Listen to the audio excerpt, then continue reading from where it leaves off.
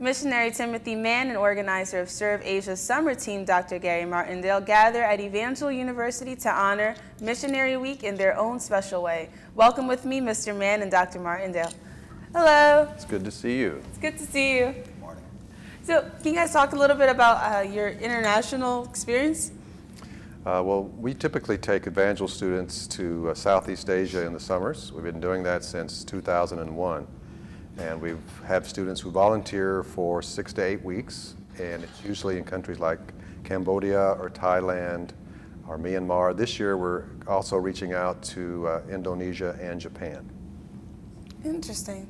So how, you guys are not in the same part of Asia. You're in Japan, and you're reaching out to Thailand and Indonesia. Well, we're sending students to Japan for the first time this summer.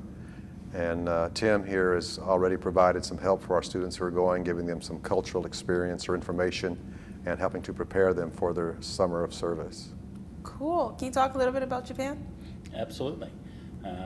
Basically what I do is I work with children of all ages. I'm an English teacher, and I incorporate the gospel message into their English teaching so that way they can get a first-hand experience speaking with somebody who is a native English speaker, and also a first-hand experience with the gospel. Interesting. So in your teaching them English, have you learned any of their language at all?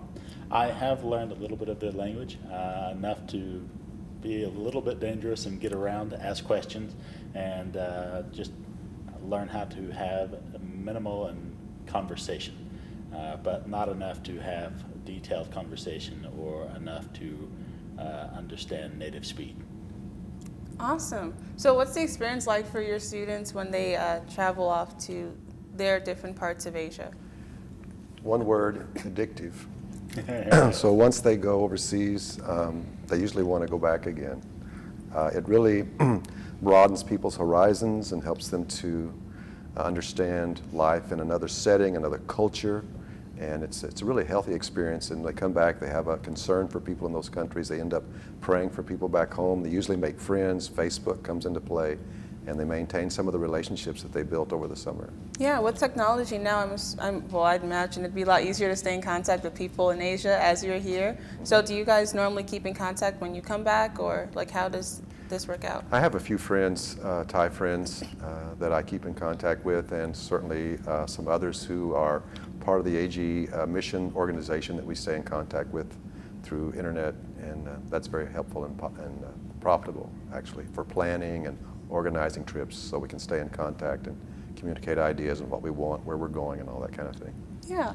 How's Japan impacted your life and your career goals and where you're going to keep going?